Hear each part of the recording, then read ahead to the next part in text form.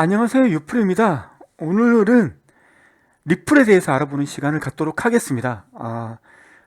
제 소리가 좀 작다는 말이 있어서 제가 좀 소리를 조금 샤우팅 하더라도 왜 이렇게 흥분하면서 얘기하느냐고 생각하지 말아 주시길 바라면서 얘기를 할게요. 오늘부터 리플에 대해서 아주 깊이 있는 부분까지 상세하게 조사를 하려고 합니다. 예. 오늘 얘기할 거는 제가 어떤 주제를 가지고 여러분들과 리플에 대해서 알아갈지, 그거에 대해서 전반적인 전체 숲을 보는 거고요. 숲을 먼저 보고 그 다음 시간부터는 꼼꼼하게 나무들을 보는 시간을 갖도록 할 거예요. 그래서 오늘은 전체적인 숲이니까 많은 부분들이 두리뭉실하게 얘기를 할지 모르거든요. 그건 좀 이해를 해주시고, 오늘 제가 여러분들한테 브리핑해 드릴 요점은 이거예요. 이걸 듣고 여러분들이 리플이 어떤 것이다, 그리고 리플에 대해서 들었던 많은 단어들, 용어들이 어떻게 쓰이고 있는지, 그거에 대해서 이제 파악하는 시간을 갖도록 할 거거든요. 이걸 하기 전에 제가 리플을 준비하면서 상당히 많은 고심을 했고, 그 다음에 많은 준비를 했습니다. 그럼에도 불구하고 우리 리플을 전문적으로 하시는 유튜버 분들이 상당히 많으세요. 수준도 상당히 높으시고요. 저보다도 더 많은 지식을 가지고 있죠, 리플에 대해서. 그분들이 제가 브리핑하는 이 내용을 듣고 많은 부분을 지적할 수도 있어요. 좀 틀리게 말한 것 같다, 이런 식으로. 제가 말씀드리고 싶은 건 이거죠. 제가 설령 틀렸다 하더라도 가감하게 어떤 부분이 틀렸는지를 지적을 해주시면 상당히 감사하다는 말씀을 드리고 싶어요. 예. 그러면 저도 리플에 대해서 좀 더 알아가는데, 좀 더 깊이 알아가는데 큰 도움이 될 것 같거든요. 우선 그렇게 말씀드리고, 제가 말한 것 중에서 여러분들이 이해가 안 되거나 아니면 좀 내가 알고 있는 거하고 좀 틀린데 라고 생각하시는 부분이 있다면, 지금 리플에 대해서 고수분들이 많잖아요. 그분들한테 물어보시고 어떤 말이 맞는지를 확인하신 후에 알아가는 게 좋을 것 같아요. 제가 100%다 진실만을 얘기할 수 없고, 제가 말하는 중에 제가 흥분해서 사실이 아닌 내용을 얘기할 수도 있거든요. 제가 사람이니까. 그리고 제가 리플에 대한 지식이 그렇게 깊지 못해요. 그럼에도 불구하고 제가 리플을 찍는 이유는 리플에 대해서 상세한 설명을 남기고 싶은 거예요. 상세한 설명. 그런 거죠. 리플에 대해서 두리뭉실하게 말할 수는 있지만, 그것보다는 리플 하나하나에 대해서 이게 어떤 기술이고 어떤 역할을 하는지, 이게 리플에 어떤 기여를 하는지, 이거에 대해서 좀 꼼꼼하게 며칠 동안 분석한 내용들을 논리적이면서 그리고 히스토리 관점에서 그것들을 남겨놓는 거죠, 기술들을. 그래서 새로 진입하신 분들이 리플이 어떤 것이다 라는 것을, 제가 비록 조금 지식이 얇지만 이걸 보고 리플에 대해서 감을 잡을 수 있는 시간을 가지려고 합니다. 제가 아주 조심스럽게 얘기하고 있어요. 리플에 대해서 조심스럽게 얘기하고 있고, 제가 틀릴 수도 있다라는 말씀을 드리면서, 자, 소두는 이걸로 끝내고 이제 리플에 대해서 브리핑을 시작하도록 하겠습니다. 네. 자, 리플 설립일 2012년도에 설립됐습니다. 리플에 대해서 총 투자 금액은 3,229억 원 정도쯤 되고요. 네. 암호화폐는 XRP입니다. 그리고 우리가 관심사를 가지고 있는 것은 리플보다는 XRP에 관심을 가지고 있죠. 그래서 이런 말이 있잖아요. 리플은 올라가는데 XRP의 가격은 그대로이더라, 아니면 떨어지더라. 지금 우리의 문제점은 이거잖아요. 그래서 지금 분석하는 이유가 뭐예요? 우리가 리플에 투자한 거 아니잖아요. 우리가 XRP에 투자했지. 그러면 리플이 잘 나가는데 왜 XRP는 올라가지 않느냐? 그리고 이 XRP라는 놈이 정말 잘 나갈 것인가? 이거에 대한 분석을 하는 거잖아요. 제가 이런 고생을 하면서 하는 게. 그래서 우리는 리플이 중심이 아니라 XRP가 중심이다 라는 걸 한 번 더 말씀드리고, 예. 그리고 리플의 투자자들이 많이 있죠. 예. 어떤 곳이 있냐면 액센추어, 펜테라 캐피탈 이런데, SBI 인베스트먼트 다 들어본 거잖아요. 리플에 대해서. 물론 안 들어보신 분들도 있는데 그냥 유명한 곳이에요. 투자하는 유명한 투자 벤처 캐피탈들, 그 다음에 SBI 홀딩스, 그 다음에 디지털 커런시 그룹, 그 유명한 이런 데에서 많은 데서 투자를 했어요. 리플에 대해서. 그리고 리플의 직원은 2020년 기준으로 562명입니다. 그리고 잡이 새로운 새로운 포지션을 뽑는 게 23곳 정도 되고요. 그러면 이 562명 중에서 개발 인력이 몇 명이냐면 61%입니다.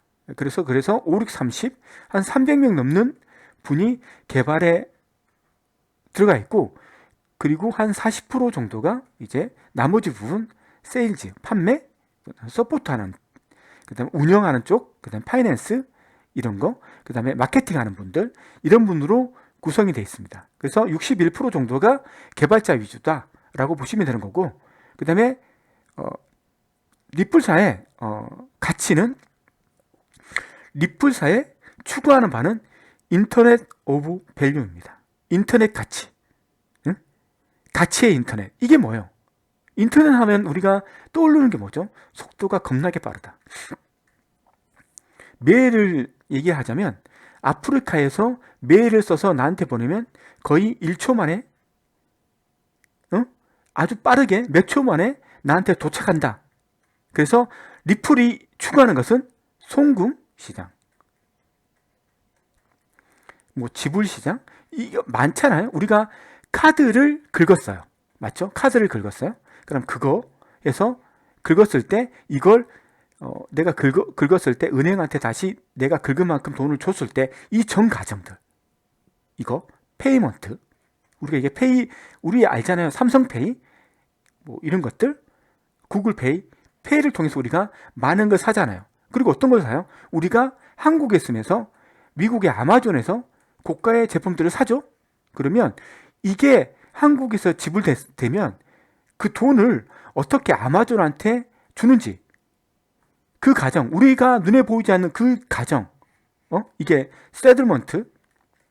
제가 영어 발음이 좋지 못하거든요. 그래서 제 영어 발음 듣지 마시고 여러분들이 직접 한번 발음을 찾으시고 들었으면 좋겠어요. 뭐 이런 과정들, 이런 것들, 리플이 추구하는 게 바로 이거잖아요. 이걸 지금은 스위프트가 이런 역할을 다 하잖아요. 여기서 누군가가 카드를 통해서 뭔가를 결제를 했어요. 그래서 이게 스위프트를 통해서 최종 줘야 될 사람한테 돈을 주는 이 전 과정을 맡고 있는 게 스위프트잖아요. 돈을. 예?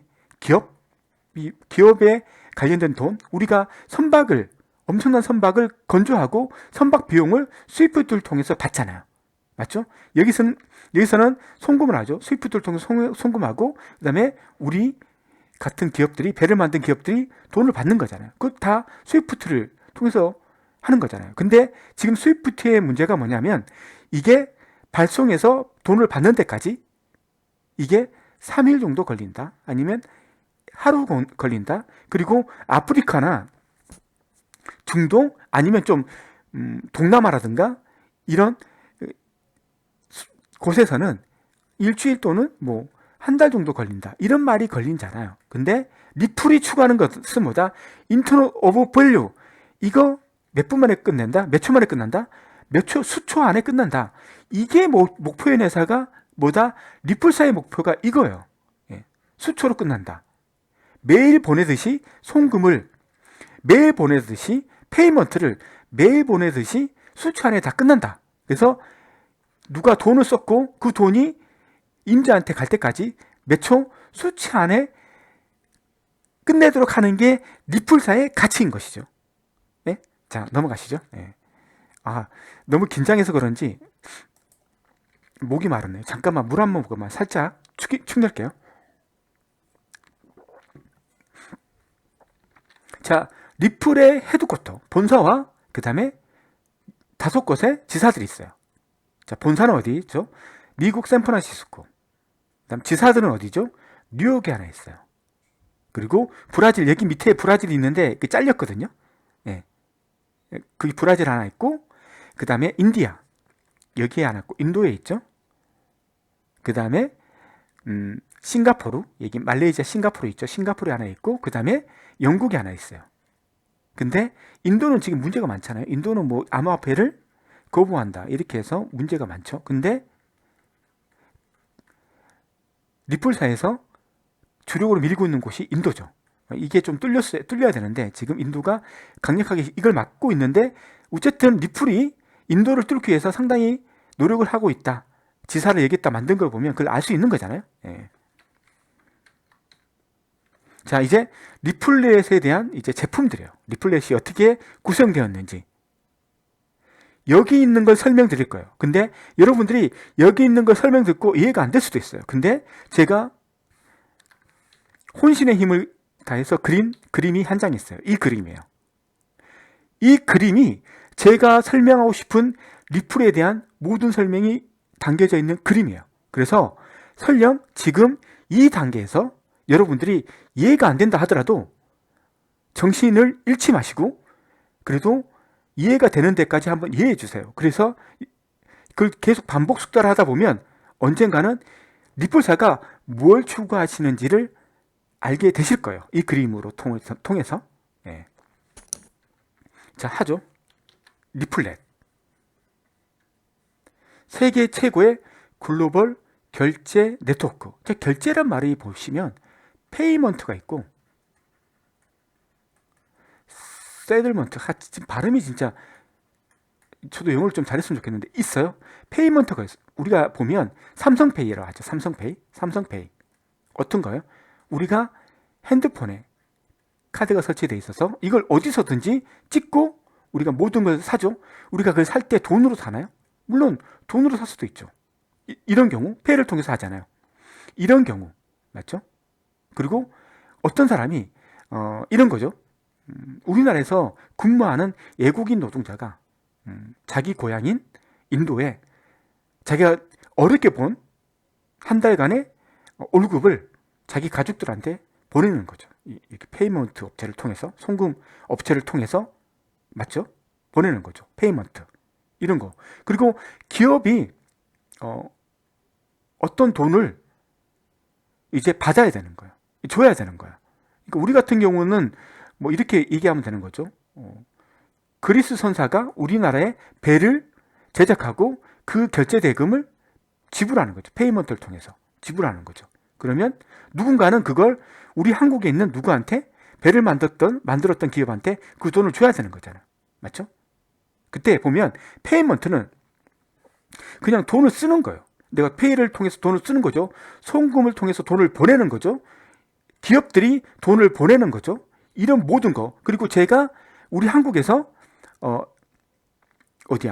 아마존에 있는 금액을 사죠. 그러면 그 금액을 지불하는 거. 이런 건 뭐예요? 이건 페이먼트잖아요. 뭔가 지불할 때 간단하게 지불할 수 있는 도구들, 간단하게 할 수 있는 그걸 서비스하는 업체들, 이게 페이먼트고, 서드먼트는 뭐냐면, 자, 그러면 이 돈을 써가지고 이제 최종적으로 어느 나라에 있든, 같은 나라에 있든, 한국이든, 한국에서 미국이든, 한국에서 아프리카이든, 그 실제 돈을 받을, 만약 미국이면 달러로, 영국이면 파운드인가? 파운드로? 뭐 이런 것들을 받아야 될 거 아니에요.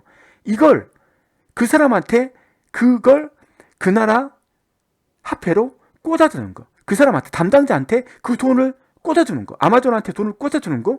그리고 선박 대금을 받는 선박 업체한테 돈을 그 사람의 계좌에 돈을 꽂아주는 거. 그 과정. 그 실제로 돈을 꽂아주는 거. 돈을 꽂아줘야지만 이 사람이 페이를 통해서 내가 뭘 샀어. 이게 뭔가 끝난 게 아니잖아요.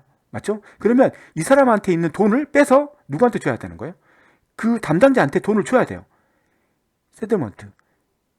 이게 그 사람한테 돈을 꽂아줘야지만 일말의 사이클이 끝나는 거예요. 페이먼트는 내가 쓰는 거예요. 맞죠? 내가 주는 거예요, 누구한테. 근데 이게 어떤 거래가 끝난 게 아니에요. 어떤 트랜잭션이 끝난 게 아니에요. 트랜잭션이 끝나려면 세틀먼트가 그 담당자한테 그 돈을 그 나라 돈으로 꽂아줘야지만 어떤 그 결제가 끝나는 거예요. 예. 자, 그래서 이 두 개를 구분을 해야 되는 거죠. 자, 리플렛은 세 가지로 구분이 되어 있죠. 결제에 관련된 거. 결제는 뭐다? 페이먼트 플러스 세틀먼트 두 개가 포함되어 있다는 거. 근데 리플렛은 세 개로 구성되어 있어요. 근데 지금은 이렇게 구분하지 않는다는 거. 근데 왜 이걸 설명드리냐면 지금은 이런 것들을 하나로 뭉쳐버렸어요. 그래서 리플렛이 뭐냐라고 설명을 해보라고 하면 누구도 설명하지 못해요. 지금은. 근데 옛날에 리플이 처음에 만들어졌을 때 엑스커런트를 만들었고 엑스비아를 만들었고 엑스라피드를 만들었는데 이 세 개를 이해하면 리플렛이 뭔지를 정확하게 알 수 있다는 거죠. 리플렛이 뭐냐. 당신한테 리플렛이 뭐냐라고 얘기한다면 리플렛은 세 가지 기능을 가지고 있는 기술이다. 첫 번째 엑스커런트 기술을 가지고 있고 두 번째 엑스비아 기술을 가지고 있고 세 번째 엑스라피드 기술을 가지고 있다. 하지만 지금 이 기술들이 합해서 우리는 지금 리플렛이라고 부른다. 하지만 이 세 개에는 이 한 개에는 이 세 개의 기술들이 포함되어 있다라고 설명을 하시면 되는 거죠. 자, 그러면 엑스커런트가 뭐냐? 엑스비아가 뭐냐? 엑스라피드가 뭐냐? 라고 이제 제가 설명을 드리는 거죠. 엑스라피드는 이제 우리가 그 유명한 ODL로 바뀌었죠. 온디맨드. 유동성 공급한다. 온디맨드. 필요할 때 유동성을 공급한다. 이게 ODL인데. ODL로 바뀌었죠. ODL로 바뀌었고 얘들은 뭐다? 엑스커런트하고 엑스비아는 이 상표를 쓰지 않고 이제 리플렛에 포함되어 있다. 리플렛에 포함됐다. 리플렛 하면 이 두 개가 포함되어 있다는 거고 ODL 하면 엑스라피드를 생각하시면 된다는 거죠. 물 한 모금만 잠깐 마시겠습니다. 아, 자꾸 목이 말라요.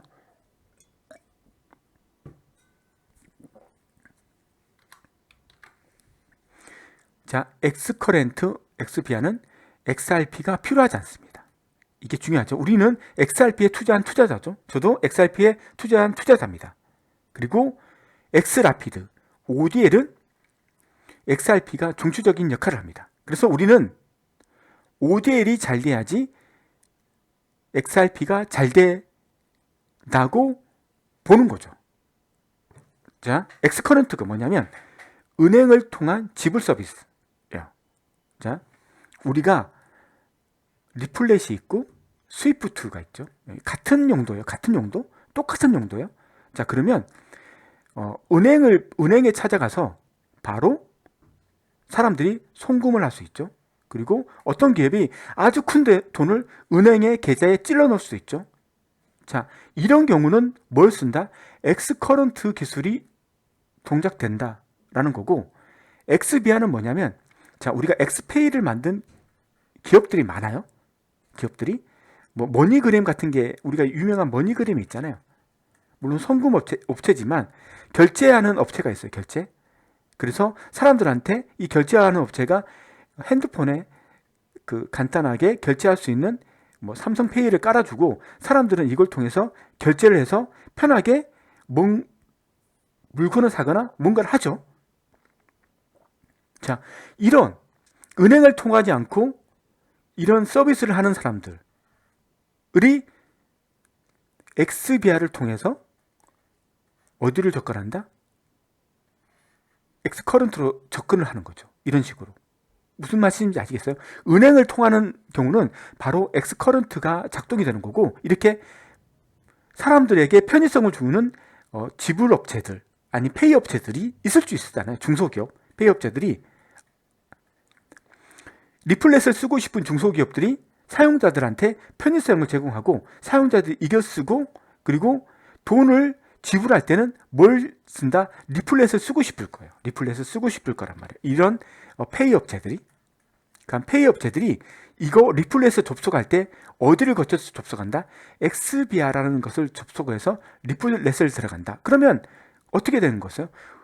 이 엑스비아는 어디에? 은행으로 연결돼 있잖아요. 은행. 그리고 은행하고 연결됐을 때 그 다음 단은 엑스커런트가 작동하게 돼 있죠. 그래서 엑스비아와 엑스커런트에 대해서 구분이 되시나요? 예. 엑스비아도 엑스커런트를 쓸 것이고, 엑스커런트는 엑스커런트를 그냥 쓸 것이고, 엑스비아는 뭐다? 기업 및 결제 제공 업체들이 있잖아요. 기업 및 결제 제공 업체들이 편하게 쓰려고 했던 것들. 그것들은 이제 엑스비아를 통해서, 엑스커런트를 통해서 이제 결제가 올라가는 거죠. 이 두 개 차이점 되는 거죠. 그래서 엑스커런트는 은행을 통한 지불 서비스고, 지급에 따른 청산과 결제 처리를 하는 거죠. 그리고 리플이 엑스커런트를 치중하고 있죠. 그 이유는 뭐냐면, 엑스커런트를 치중하는 이유는 얘가 스위프트와 구조가 유사하기 때문에 그런 거예요. 스위프트와 유사하다는 것은 두 가지 측면에서 분석을 해야 되는데, 처음에 다른 점이 있어요. 다른 점. 엑스커런트는 스위프트보다 속도가 겁나게 빠르다. 스위프트 1일에서 3일, 엑스커런트 4초. 이게 틀린 점이고, 같은 점이 있어요. 같은 점. 프리펀딩을 이용한다. 이건 같은 점이에요. 무슨 말인지 알겠죠? 다른 점은 속도가 엑스커런트가 겁나게 빠르다는 거고, 스위프트는 겁나게 느리다는 거예요. 1에서 3일 정도? 4초 정도. 같은 점은 프리펀딩을 이용한다는 거예요. 네. 제가 그 다음 장에서 프리펀딩이 뭔지에 대해서 다시 한번 설명을 드릴게요. 그 전에, 자, 프리펀딩을 이용한다는 걸 설명을 하고, 맞죠? 그래서 전략이 엑스커런트를 통해서 은행권을 엑스커런트 통해서 유치를 하는 거죠. 그리고 엑스커런트 써서 리플렛의 매력을 느낀 은행들이 나중에는 ODL 서비스 엑스래피드를 쓰도록 유인하는 책이죠. 엑스커런트를 통해서 은행들을 포섭하고, 그 다음에 엑스라피드를 통해서, 엑스커런트를 통해서 이 은행들이 엑스커런트를 통해서 엑스라피드 쪽으로 접근하도록 유인하는 거죠.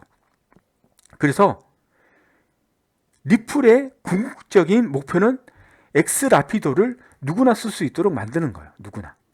이게 엑스라피드는 XIP를 이용하죠. 그러면 우리가 한테 좋은 거예요. 자, 그래서 이 부분에 대해서 이해가 안 될 건데, 이 부분에 대해서 한번 차근차근 설명을 드리도록 하죠. 은행이 엑스커런트, 이거에 대해서. 자, 이런 설명을 드리는 거죠. 자, 스위프트 결제 모양이요. 자, 사람들이 은행을 통해서, 스위프트망을 통해서 은행으로 간다는 거죠. 이 설명을 여러 번 할 거예요. 자, 이게 한국이고, 그 다음에 이게 만약 미국이라고 하죠. 가장 간단하게 이거잖아요. 한국에 있는 부모님이 미국에 유학가 있는 자녀들한테 송금하는 경우죠. 그래서 300만 원을 한 500만 원을 열심히 공부하는 자녀들한테 송금하는 거죠. 뭘 통해서? 스위프트를 통해서 송금하는 거죠. 자, 그러면 이 미국은행에서 500만 원을 받아서 누구한테? 내 예쁜 자녀한테 500만 원을 찔러주는 거죠. 이렇게 찔러주는 거죠. 자, 그러면 500만 원 송금해주면 은행에서 직원이 500만 원을 가방에 집어넣고 미국행 비행기를 타서 미국에서 이 은행까지 가가지고 자기가 가져온 500만 원을 이 은행에 담당자한테 줘서 이 은행한테 부탁을 하는 거죠. 이 500만 원을 누구한테 계좌로 찔러 넣어주세요. 이렇게 보내지는 않잖아요. 맞죠? 무슨 말이냐 하면, 한국에 있는 은행이 하루에 이렇게 송금되는 금액이 500만 원이 다가 아니잖아요. 조단위잖아요. 조단위. 예? 조단위잖아요. 그런 거죠. 조단위라는 거죠. 그러면 한국은행은 미국은행에 자기의 계좌를 만들어야 돼요. 그래서 미리 뭐 한 달 결제 금액 아니면 뭐 하루 결제 금액 한 달 정도의 결제할 때 필요한 양이 한 10조라고 할 때 이 10조를 여기에 예치해 두는 거죠. 그랬을 때 한국에서 500만 원을 보낸다라고 했을 때 직원이 비행기 타고 가서 500만 원을 주는 게 아니라 미리 예치된 10조를 에서 이 은행에서 10조에서 500만 원을 꺼내서 이 사람한테 찔러주는 거죠. 맞죠? 이렇게 미리 예치해 놓는 거죠. 반대로 미국에 있는 사람이 한국에서 유학 중인 자녀한테 돈을 찔러주기 위해서는 이 미국 은행도 이 한국 은행에 얼마 정도? 한 10조 정도의 돈을 찔러 넣는 거죠. 어떤 돈? 한국이니까 한국 돈, 원화 찔러주는 거죠. 자, 여기는 한국에 있는 은행은 미국에 이 10조를 예치할 때 한국 돈을 예치하나요? 아니면 달러를 예치하나요? 달러 10조로 예치해 놓는 거죠. 맞죠? 이게 프리펀딩이죠. 프리펀딩. 이게 프리펀딩이죠. 그러니까 미리 돈을 갖다 놓는 거죠. 그러면 이 돈은 한국은행 입장에서는 10조를 놀리고 있는 거죠. 놀리고. 무슨 말이냐면 이 10조가 묶인 거예요. 프리펀딩 묶인 거예요. 왜냐하면 송금이나 이런 거에 쓰려고 묶어둔 돈이에요. 이게 묶여져 있지 않는 돈이라면 이 10조 가지고 얘들이 얼만큼 많이 돈을 대출해줘서 얼만큼 많은 이익을 챙기겠어요. 근데 그렇게 못한단 말이에요. 묶어둬야 된다고요. 얘도 마찬가지고. 자, 이렇게 이 두 개가 미국 은행은 얘한테 묶어두고 한국 은행은 얘한테 묶어줬다. 이러면 우리는 이 두 개의 은행은 뭐다? 신뢰 관계가 있다라고 표현을 하는 거죠. 신뢰 관계. 돈을 다 찔러뒀으니까 믿을 수 있다는 거죠. 예? 자, 이런 식이에요. 자, 그러면 이런 경우를 얘기하는 거죠. 자, 스위프트하고 자, 그리고 리플에 보면 엑스커런트하고 이제 비교하는 거죠. RENT. 자, 비교하는 거죠. 아까 속도가 빠르다라고 비교했잖아요. 어떤 부분 프리펀딩은 똑같아요. 두 개 다 프리펀딩된 그 금액으로 최종 목적지의 사람한테 돈을 찔러주는 건 똑같아요. 그러면 이 두 개의 공통점이 뭐다?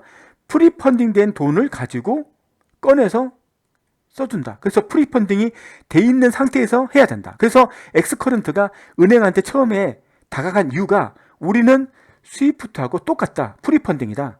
안전하다. 프리펀딩된 금액을 가지고 안전하게 상대방한테 준다. 그래서 안전하다라고 각인시킨 거고, 두 번째는 우리는 스위프트보다 속도가 빠르다라고 설득을 한 거죠. 그 이유가 뭐냐면 스위프트가 송금할 때 500만 원을 송금할 때 어떻게 하느냐를 보는 거죠. 500만 원을 송금하는 거죠. 자, 송금하는데 이번엔 좀 멀리 보내보자고요. 우리 자녀가 한국에서 얘가 나이지리아로 유학을 간 거죠. 아프리카에 있는 곳이죠. 자, 이제 찌르는 거죠. 그래서 나이지리아에까지 가기 위해서 이렇게 한번 보는 거죠. 뭐 그냥 제가 예를 들면 미국을 거치고 뭐 그리고 뭐 하나 더 거치는 거죠. 뭐 브라질을 거쳐서 그 다음에 나이지리아까지 간다. 이런 루트가 있다고 생각하는 거죠. 그러면 이렇게 하는 거죠. 얘들이 어떻게 하냐면 먼저 부모님이 부모님이 뭐 그 송금하는 앱을 통해서 500만 원 찔러줄 수 있잖아요. 500만 원을 찔러줄 수 있잖아요. 은행에 안 하고 그런 경우를 생각해 보죠. 페이먼트 업체에서 송금 업체 어플에서 내가 500만 원을 나이지리아에 있는 내 자녀의 계좌에 찔러주는 거죠. 여기서 한국에서 뭐 송금 업체가 지불한 어떤 앱에서 500만 원을 딱 우리 애한테 계좌로 찔러 넣어준 거죠. 그럼 어떻게 해요? 이 돈은 한국에 있는 은행에 들어오는 거죠. 은행에 들어오는 거죠. 그러면 은행에 들어오면 전산원이 어떻게 하는 거예요? 메시지를 작성하는 거죠. 메시지를. 그리고 스위프트 전문이라고 표현하고 메시지라고 표현하죠. 전문, 메시지. 스위프트를 담당하고 있는 담당자가 적는 거죠. 스위프트의 형식이 있어요. 누구한테 얼마를, 그리고 스위프트 국가 코드는 뭐, 이걸 일일이 다 적는 거예요. 적어서 이 전문을 보내는 거죠. 이렇게 보내는 거죠. 이렇게 트러스트된 미국한테, 미국을 통해서 간다고 하는 거죠. 미국. 자, 미국의 어떤 은행이 이걸 받고 이제 응답을 해주는 거죠. 응답을 해줄 수밖에 없는 게 왜 그러냐면, 내가 대충 이제 지금 한국 500만 원이 미국에 오면 얼마 환율이 얼마니까 내가 수수료를 받아야 되니까 총 500만 원을 보내고 싶으면 510만 원을 보내. 뭐 이런 식의 계산을 해야 되니까 이 전문을 통해서 왔다 갔다 할 거 아니에요. 맞죠? 사람이 적는다고요. 알아서, 기계가 알아서 자동적으로 처리하는 게 아니고 스위프트가 사람이 적는다고. 시간이 딜레이 되죠. 생기는 거죠. 맞죠? 그리고 이게 전문을 주고받을 때 걸리는 시간. 근데 이럴 때 이런 것도 생각해 보세요. 만약 내가 전문을 보냈는데 내가 금요일 날 금요일 날 뭐 보냈는데 여기 미국이 국경일이에요. 쉬는 날이야. 며칠 동안? 3일 동안. 그러면 내가 전문을 보냈는데 얘가 답장 올 때까지 다른 프로세스는 올스탑. 그래서 국경인 3일 지난 다음에 미국에 출근해서 얘가 이제 보내면 오케이 라는 거죠. 그래서 이제 돈을 보내는 거죠. 자, 미국에서 이렇게 우여곡절 끝에 미국에 돈이 왔어요. 그래서 이게 프리펀딩 된 금을 가지고 이제 미국에서 이 나이지리아로 보내려고 하는데, 얘도 똑같이 트러스트, 자기하고 프리펀딩 된 업체를 찾아야 되는 거예요. 업체를 찾아야 되는 거예요. 자, 나이지리아까지 갔는데, 자, 한번 찾아본 거죠. 보낸 게 홍콩을 찾아보니까 없어, 마땅한 데가. 그리고 영국을 찾아보니까 영국을 통해서 이까지 갈 곳이 없어. 찾다가 얘가 미국에 있는 어떤 다른 은행, 신뢰를 가지고 있는 어떤 다른 은행이 아주 좋게 브라질의 신뢰 관계를 가지고 있는 어떤 은행이 있는데, 이 은행이 나이지리아하고 연결되어 있는 거예요. 그러면 이 미국에 있는 사람이, 이게 브라질이죠. 이 브라질에 있는 사람한테 이제 똑같은 짓을 하는 거죠. 전문을 작성하고 이 전문을 보내고 환율이 얼마고, 맞죠? 그때 처음에 이때 했을 때 환율은 한 10만 원만 더 주면 됐는데, 이때 시간이 지난 후에 보니까 20만 원 더 줘야 돼. 맞죠? 20만 원 더 줘야 되는 거예요. 그러면 환율이 또 바뀐 거죠. 환율이 계속 바뀌는 거예요. 시간이 계속 홀링되니까. 이 짓을 했어. 근데 브라질에서 오늘 삼바 축제가 있네. 한 5일 동안. 그럼 이제 5일 후에 이제 이 작업을 끝나고, 그 다음에 브라질에서 나이지리아의 신뢰 관계가 있는 데하고 또 이 짓을 또 하는 거예요. 전문 보내고 환율 값 보내서 하고, 이 나이지리아까지 어쨌든 우여곡절을 보내서 우리 예쁜 자녀의 통장에 500만 원이라는 나이지리아 그 돈이 찔리게 들어가게 되는 거죠. 이렇게 들어가게 되는 거죠. 이런 과정. 그래서 스위프트의 이 과정이 하루에서 많게는 한 달, 2달 정도 걸릴 수 있다는 이유가 이거예요. 실컷 다 쉬고, 사람이 군대에서 이 작업을 하는 것들은 다 사람이 연관돼서 이렇게 하는 거예요. 스위프트가. 근데 엑스커런트를 보는 거죠. 엑스커런트. 자, 엑스커런트. 얘는 프리펀딩 된 건 똑같아요. 이 구조는 펀딩. 여기에서 돈을 끄집어내는 건 똑같아요. 그래서 신뢰가 있는 은행을 찾아야 되는 것은 맞아요. 신뢰가 있는 은행을 찾아야 되는 것은 뭐하고 똑같다? 스위프트하고 똑같다. 틀린 점이 뭐냐? 자, 한국에서 보낸다. 자, 미국으로 보낸다. 이때까지 전문 작성해서 보내는 것은 누가 한다? 사람이, 그 전문 작성을 잘할 수 있는 사람이 있거든요. 그 사람을 통해서 보내야 되는 거예요. 근데 스위프트가 돼 있으면 뭔다? 분산 원장이 생기는 거죠. 여기 은행마다 분산 원장. 여기. 그래서 그 인터레저가 생기는 거죠. 인터레저. 그래서 ILP라고 하는 거죠. 인터레저 프로토콜. 이게도 인터레저 프로토콜. 이걸 설치를 해줘요. 누가 하겠어요? 리플렛에서 기술자들이 여기에 이런 보조 원장. 자, 이 은행은 자기의 주 원장이 있어요. 자기가 쓰는 주 원장이 있고, 자, 리플사는 어떤 걸 설치해 주는 거죠? 보조 원장을, ILP를, 인터레저 프로토콜을 설치해 주는 거예요. 그래서 어떻게 하는 거죠? 사람이 필요 없이, 사람이 필요 없이 그냥 자동적으로 하는 거예요. 레저가 있기 때문에 자동적으로 이 레저를 통해서 보내면 500만 원, 500만 원이 들어왔다는 것을 자동적으로 확인할 수 있는 거예요. 예? 자동화 시킨 거예요. 사람이 필요 없이 이걸 자동화 시킨 거예요. 맞죠? 그리고 얘가 국경일이든 뭐든지 필요 없는 게 사람이 관여하지 않기 때문에, 사람이 없으면 그 일을 처리하지 못한 게 스위프트였다면 사람이 없어도 국경일이라도 해도 얘는 자기가 트러스트 맺은 데를 자동적으로 찾아서 전산화 시킨 거예요. 자동적으로. 사람이 개입되지 않고 다 그 관련되어 있는데 인터레츠 프로토콜이 다 뚫려 있어서 그걸 통해서 자동적으로 전송해 주는 거예요. 그래서 속도가 뭐다? 4초 만에 끝난다 라고 얘기를 하는 거예요. 그래서 스위프트보다 속도가 빠른 건 이 ILP 기술을 통해서 사람이 필요 없이 이해하는 거죠. 사람이 없더라도 보조 원장을 가지고 믿을 수 있는 일을 할 수 있다는 거죠. 누가 해코지하지 않는다는 거죠.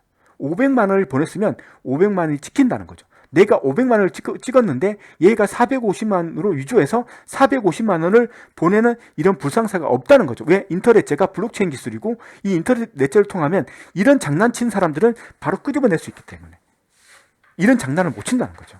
이래서 스위프트가 빠르다는 건데, 아니 엑스커런트가 빠르다는 건데, 엑스커런트와 스위프트의 장점은 뭐냐면 프리펀딩 돼 있는 금액을 한도에서 써야 된다는 거죠. 프리펀딩. 이걸 프리펀딩을 해야 되기 때문에 만약에 이런 경우죠. 엑스커런트도 속도가 느려질 수 있는 건 이거죠. 신뢰 관계에 있는 회사를 뱅크를 찾았는데 얘는 뭐다? 리플렛을 쓰지 않는다는 거죠. 그러면 여기서도 시간이 지체될 수 있다는 거죠. 예. 이런 문제를 엑스커런트도 가지고 있다는 거죠. 물을 한 모금만 마시고. 아시겠죠? 그래서 스위프트와 엑스커런트 같은 점은 프리펀딩을 이용하기 때문에 신뢰가 있는 은행을 찾아서 돈을 꽂아줘야 되는데, 리플렛이 모든 은행들, 이 신뢰관계에 있는 모든 은행들이 리플렛에 동참하고 있는 것은 아니다. 그렇기 때문에 동참하지 않는 구간에서는 속도가 느려질 수밖에 없다. 이건 어쩔 수 없다. 태생적으로 그런다는 거죠. 근데 우리가 알고 있는 미국, 유럽, 한국 이런 데는 이제 그런 지역은 별로 없으니까 그런 거 이제 까는 거죠. 예. 이런 문제가 있다는 것을 이제 소개시켜 드리고 넘어갈게요. 예. 자, 그러면 그래서 이제 XRP를 쓰지 않는 거예요. 이걸 쓰지 않는 거예요. 왜? 얘는 프리펀딩 된 돈을 쓰기 때문에. 예, 그런 거죠. 얘는 XRP를 써죠. XRAPID OD에 쓰는 거죠. 자, 이게 어떤 건지 설명을 드릴게요. XRAPID가 어떻게 바뀌느냐. 자, 똑같은 케이스죠. 똑같은 케이스죠. 자, 부모님이 500만 원을 귀여운 우리 자녀들한테 보내는 거죠. 한국에서 어디로? 나이지리아로. 아니, 나이지리아 안 돼. 지금 ODL이 되는 나라는 5개국이에요. 그래서 미국, 호주, 핀란드, 그 다음에 어디였더라? 2개는 생각 안 나는데, 어쨌든 그래서 이걸 핀란드라죠. 지금 문제는 아직 그 많은 데가 안 돼 있다는 거죠. 그래서 ODL이 핀란드가 돼 있어요. 자, 그러면 어떻게 하느냐면 얘는 프리펀딩을 거치지 않아요. 그래서 핀란드란다. 이 핀란드는 아니니까 필리핀. 제가 다시 할게요. 이렇게 하면 안 돼. 예, 산으로 간다. 예. 자, 여기 있죠. 자, 미국 ODL이 되는데 미국, 호주, 필리핀, 멕시코, 유럽이에요. 그래서 필리핀을 예를 들어보죠. 미국에서 필리핀으로 보내는 거. 미국에서, 한국은 없으니까 미국에서 필리핀으로 보내는 과정. 자, 미국에 있는 사람이 어떤 돈은 그냥 100만 원을 $1000를 이제 보내는 거죠. 누구한테? 필리핀에 있는 사람한테. 아니 반대겠죠. 필리핀. 필리핀. 맞죠? 필리핀. 자, 이렇게 있는 거죠. 자, 설명을 할게요. 여기에 미국에서 어렵게 돈을 벌고 있는 필리핀 분이 계세요. 그분이 자기가 어렵게 번 월급을 자기 고향인 필리핀에 있는 아내분한테 송금하는 거예요. 만약 1,000불이라고 하죠. 1,000불을 송금하는 거예요. 자, 지금 우리는 엑스라피드 ODL에 대해서 설명을 하고 있어요. ODL, On Demand Liquidity. 그러면 필리핀에 보면 이게 있어요. 필리핀에 항상 디지털 거래소라는 데가 있죠. 이게 코인스라는 데. 자, 이렇게 설명을 드릴게요. 코인스라는 거래소가 있어요. 코인스. 필리핀에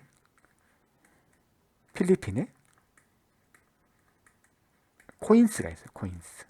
거래소. 우리 아시죠? 업비트와 같은 거. 그래서 미국에서 자, 1,000불을 보내요. 그러면 어디로 보내요? 코인스라는 거래소로 보내죠. 그럼 코인스가 거래소니까 어디예요?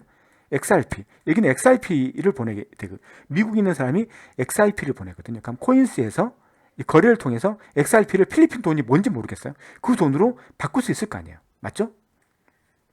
그래서 XRP를 팔고 이 돈을 그래서 필리핀 돈으로 바꿔서 이걸 필리핀 은행을 보내서 이 은행에서 그 아내분한테 $1,000를 그 필리핀 돈으로 바꿔서 이걸 찔러주는 거죠. 물론 $1,000를 달러로 받을 수도 있겠죠. 어쨌든 간에 그렇게 이게 찔러주는 거죠. 엄청 간단하죠.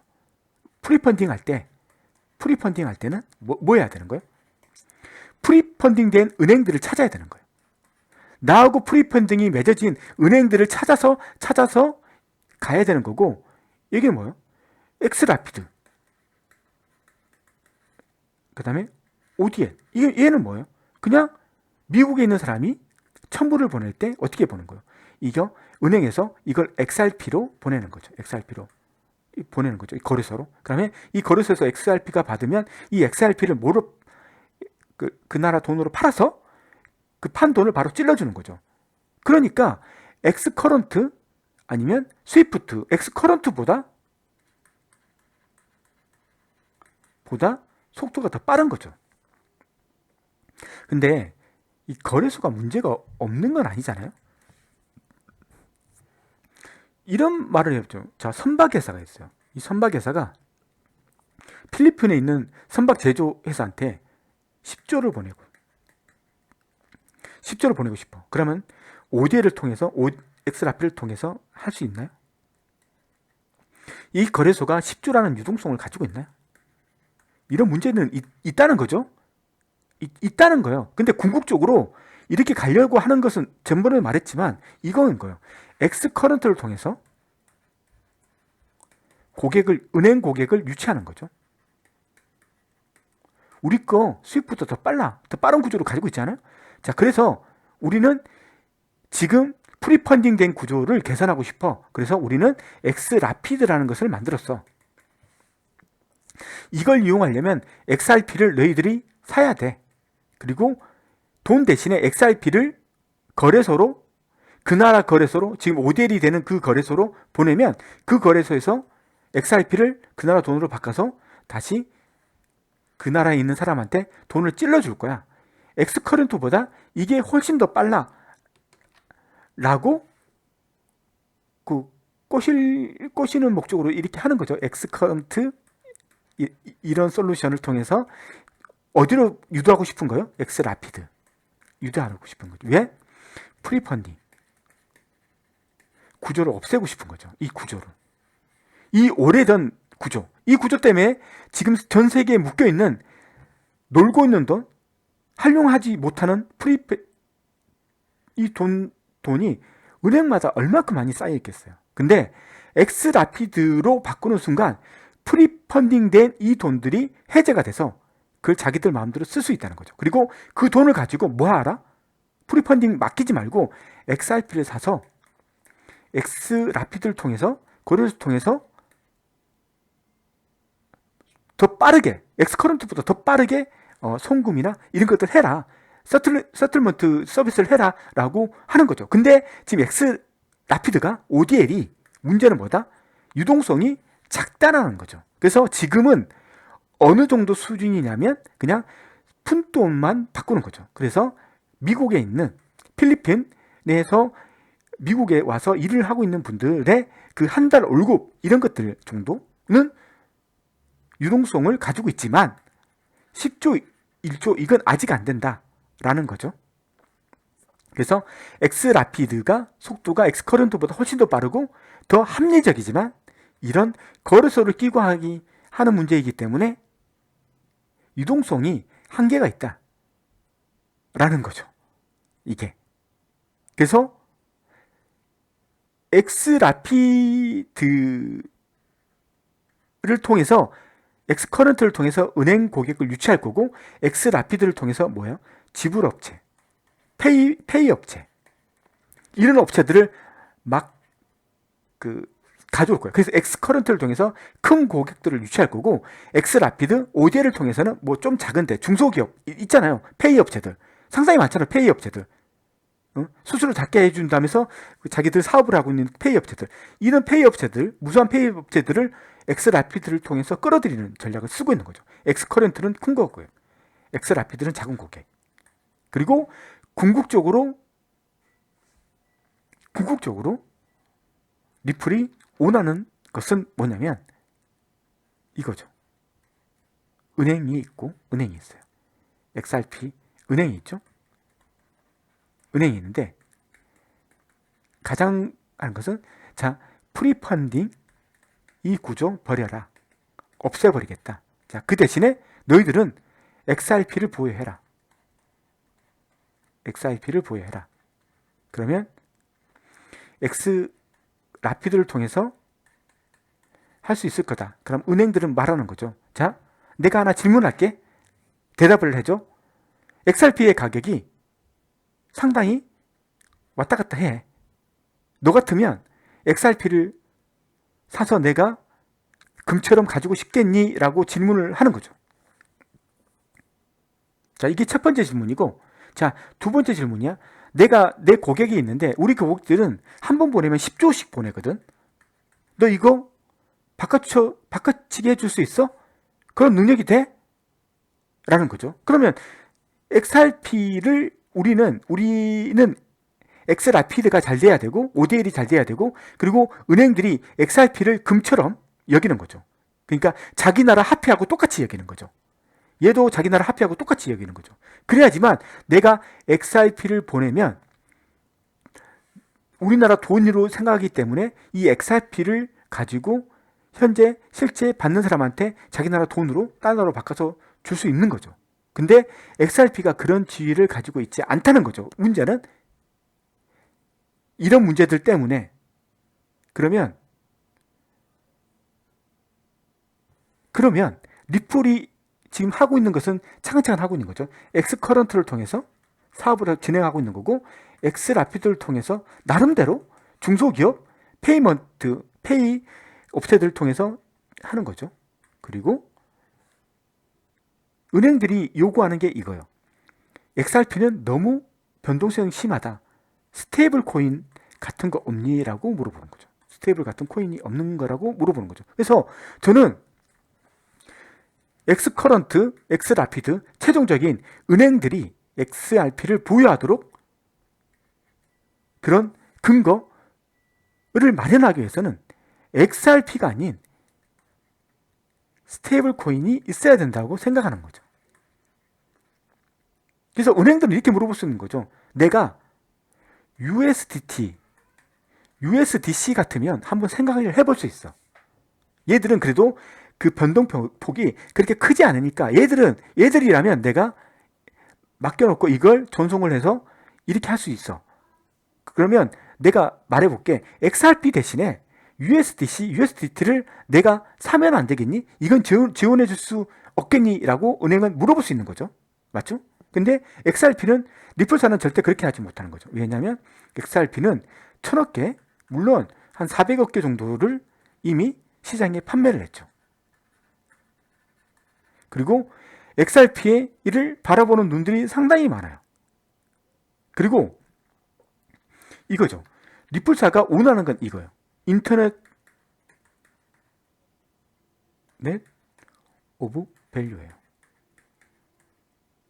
실시간이요. 메일처럼 보내면 바로 가는 거예요. 그러면 리플사가 원하는 것은 이거예요. 은행이 XRP를 보유하고 돈을 보내는 사람 은행도 XRP를 보유하게 해서 XRP를 쏴주는 거죠. 그러면 이 XRP를 자기 나라 돈과 똑같이 여기는 그런 문화를 만드는 거죠. 그래서 얘를 기축통화라고 할 수 있나요? 이걸로 만드는 거죠. 이걸 만들려고 하는 것은 인터넷 오브 밸류가 되기 위해서는 이렇게 돼야 된다는 거죠. 이게 되면 안 된다는 거죠. 프리펀딩 안 돼. 이런 구조. 이런 구조로서는 인터넷 오브 밸류 실현할 수 없어. 두 번째, ODL 거래소가 있어야 돼요. 매매하는 거 이것도 인터넷 오브 밸류를 추구하기에는 약해. 자기들이 원하는 궁극적인 목표는 XRP를 은행들이 보유를 해서 이걸 금처럼 자기 나라 돈처럼 똑같이 여기는 거예요. 그래서 XRP를 주고받으면 그걸 인정하는 그런 풍토. 내가 원화를 보내서 달러로 바꾸는 게 아니라 XRP를 주면 이걸 달러로 생각하는 거, 기축통화로 생각하는 거, 2단계까지 가는 걸 원하는 거예요. 그렇기 위해서는 XRP의 그 다음 단계, 지금 차곡차곡 준비하고 있죠. X커런트, X래피드, OD에, 그리고 마지막 은행이 부여할 수 있는 근거, 뭐예요? 최소한 스테이블 코인을 제공을 해야 된다는 거죠. 제공. 그래야지만 은행들이 XRP를 믿고 보유할 수 있다는 거죠.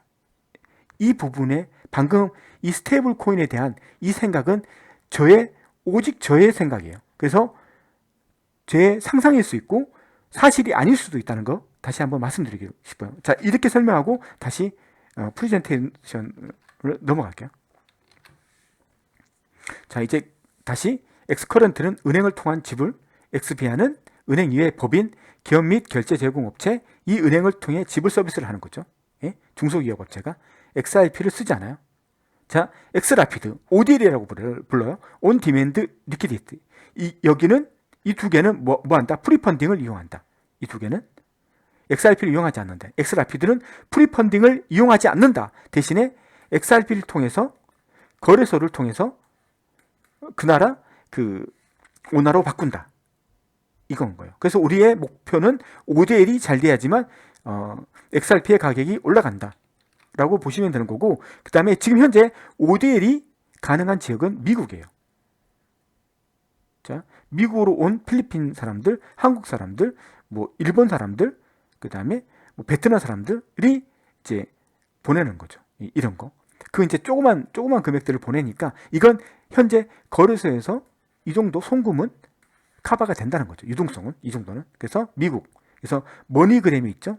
200여 국 진출한 미국의 송금 전문 업체. 자, 비트렉스 암호화폐 거래소죠. 지금 거래소가 있어야지만 거래할 수 있으니까 이런 거래소들이 각 호주도 하나 있어야 되고 필리핀도 최소한 하나 이상은 있어야 되고 멕시코도 하나 이상 있어야 되고 유럽도 하나 이상 있어야 된다는 거죠.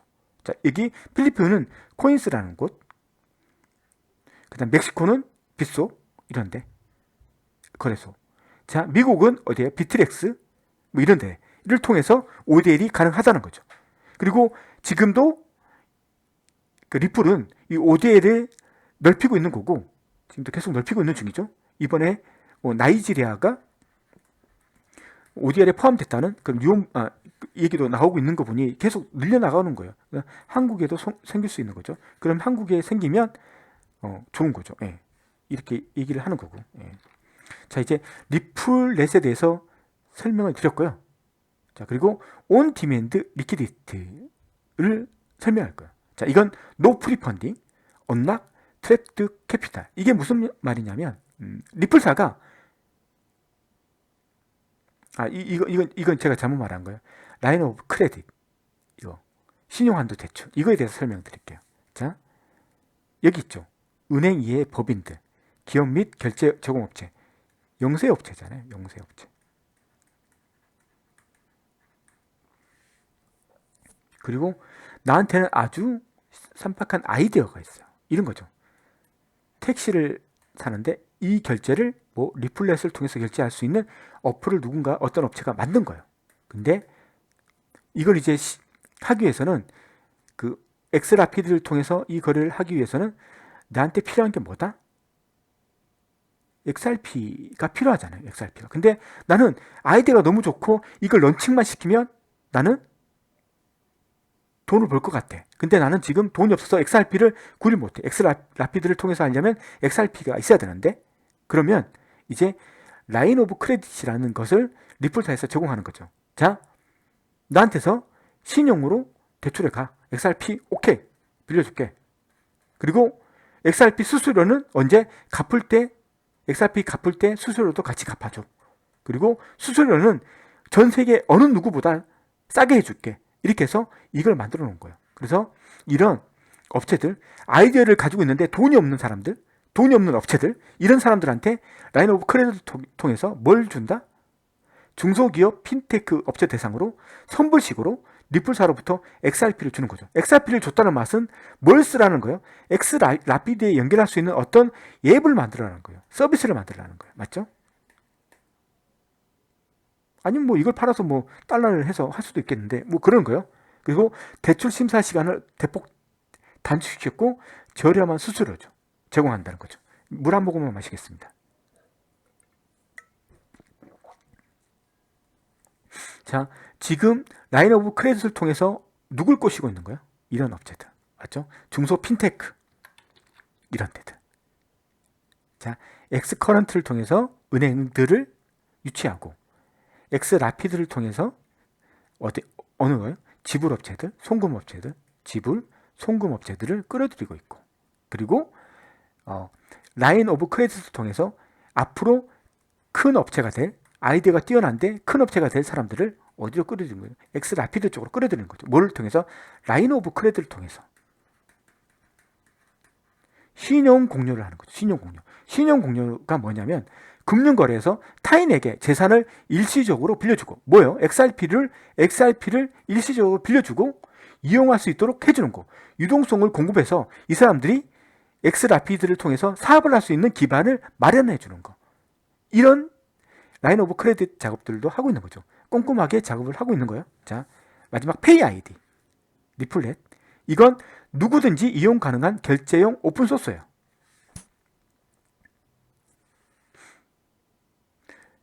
여기 리플렛이 있어요. 리플렛이 있는데 리플렛을 아주 간단하게 접속할 수 있는 오픈소스 코드를 만든 거예요. 그래서 다큐멘트 문서를 만들어서 수많은 개발자들이 너희들이 이걸 이용하고 싶으면 이렇게 만들면 돼라고 손쉽게 만들 수 있는 소스 코드와 만들 수 있는 방법들을 모든 사람들한테 오픈한 거죠. 페이 아이디. 이거 리플사가 만든 게 아니고 리플이 주축이 된 연합체예요. 그래서 누구든지 이용 가능해요. 누구든지. 아이디어가 있는 누구든지. 아이디어가 있는 소규모 업체, 아이디어가 있는 중소기업 업체들이 이걸 통해서 리플렛에 들어올 수 있는 관문을 높여준 거예요. 페이 아이디라는 것을 오픈 소스를 공개했어요. 그래서 오픈 페이먼트 연합이고 리플, 브레이브, 코인원 등 40개 글로벌 기업 및 비영리 기관이 참여하고 있어요. 페이 아이디에. 그리고 이 페이 아이디의 기술적 백그라운드는 리플렛이라는 거죠. 이런 애들이라는 거죠. 꼼꼼하게 작업하고 있는 거죠. 지금 사용자층을 계속 확대시키고 나가고 있는 거예요. 자, 페이 아이디의 특징은 이메일 형식이에요. 이메일. 아주 어려운 계좌 형식, 계좌 번호가 아니라 그냥 이메일 형식하고 똑같은 거예요. 그래서 이메일 형식으로 누구한테 보내고 누구한테 받는 거예요. 이 사람들이 추구하는 것은 인터넷 오브 밸류예요. 메일처럼 보내면 바로 받을 수 있는 그런 시스템을 구축하는 거예요, 지금. 이 사람들. 그래서 인터넷 오브 밸류가 리플의 지향하는 마지막 목표인 거예요. 네. 그걸 위해서 지금 여러 가지 서비스들을 지금 제공하고 있는 거예요. 그래서 은행, 결제 및 송금 서비스 제공업자, 전자지갑 서비스 공급자 등 누구나 이용이 가능해요. 이런 사람들을 뭐로? 잠재적인 리플렛 고객으로 유치하기 위해서 여기에 가입을 해서 주도적으로 하는 거죠. 페이 아이디. 그리고 오픈소스고 무료고 누구나가 무료로 쓸 수 있는 거예요. 그리고 중요한 것은 지금 오픈 페이먼트 연합에서 이 연합에 포함된 기업들을 통해서 서비스를 받고 있는 고객 수가 1억 명이에요. 1억 명. 그래서 리플은 페이 아이디 가입을 통해서 1억 명이라는 앞으로 자기 이 리플렛을 사용할 수 있는 유효한 고객들을 확보하게 된 거죠. 예. 자, 넘어갈게요. 예. 자, 아까 제가 리플렛이 인터넷 오브 밸류를 하기 위해서는 은행이 XRP를 보유해야 된다. 그래서 이 XRP를 달러와 똑같은 개념으로 만들어야 된다. 그래야지만 은행과 은행이 XRP를 교환할 때 이게 돈하고 똑같은, 자기 나라 국가하고 똑같은 거기 때문에 프리펀딩이 필요 없는 거고 거래소가 필요 없게 된다. 그래서 인터넷 오브 밸류가 구현될 수 있다. 그러면 XRP를 은행들이 사용할 수 있도록 만들어야 되는데, 그러기 위해서는 XRP를 가지고 하기에는 설득력이 떨어진다. 왜냐하면 얘들이 XRP 대신에 USDT를 사용하면 안 되겠니라는 말을 하는 거죠. 은행 입장에서는 변동성이 달러에 1달러에 고정되어 있는 이런 애들을 쓰고 싶어 하지, XRP처럼 오늘은 100원, 내일은 500원, 3년 전에는 3,000원, 지금은 280원, 이걸 원하는 건 아니란 말이죠. 예. 그래서 XRP가 은행권에 어필하기 위해서는 XRP도 리플도 자기만의 스테이블 코인이 필요하다는 게, 이건 저의 개인적인 생각이라는 거죠. 개인적인 생각이라는 거죠. 예.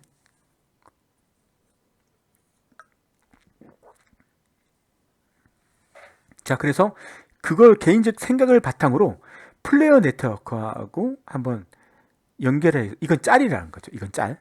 공식적인 오피셜한 게 아니고 이건 짤이라는 거죠. 그래서 그냥 짤처럼 들어야지 이걸 죽자고 들으시면 안 된다는 거죠. 자, 플레이어 네트워크 스마트 콘트랙트 플랫폼을 제공하죠. 누구한테? XRP는 스마트 콘트랙트가 없죠. 그래서 이걸 제공하기 위해서 리플에서 리플X 9X 스프링이죠. 옛날에는 X 스프링이었는데 지금 리플X로 바뀌었죠. 네? 여기서 전략적 투자를 해서 만든 플레이어 네트워크에서 스마트 콘트랙트를 제공하는 거죠. 그래서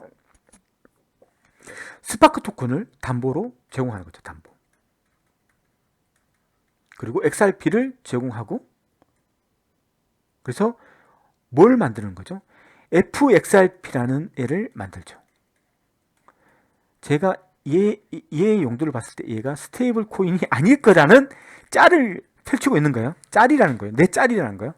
자, 그래서 얘들이 FXRP를 통해서 뭐 한다? 선물 옵션도 한다. 맞죠? 이건 전번에 그래서 선물 옵션 한다. 이걸 통해서 뭘 하고 싶다? 했지. 위험을 나는 청산하고 싶다. 내 위험을 없애고 싶다는 거죠.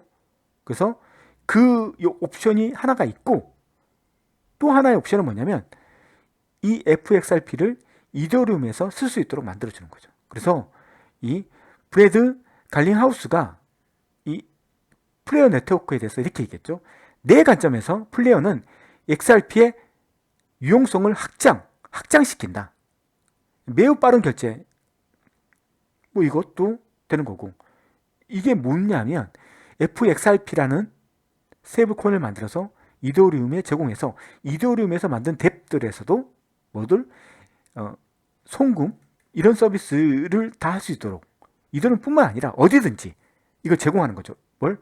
XRP 대신에 FXRP를 제공해서 이걸 가능하게 하는 거죠. 예, 이런 식으로.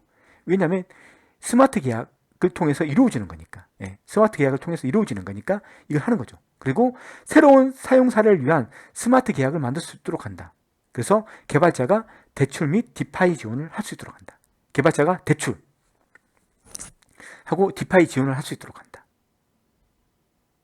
그리고 XRP를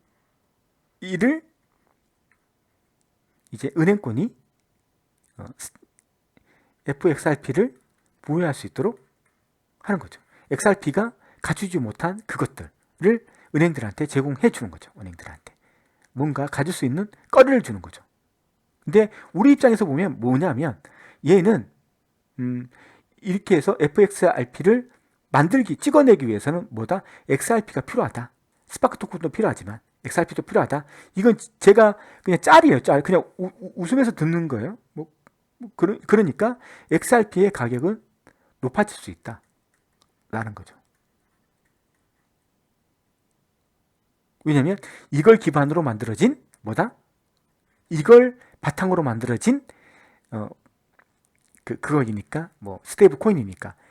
그리고 얘들은 XRP 빼놓고 뭐 다른 애를 받으면 제 짤은 깨지는 거죠.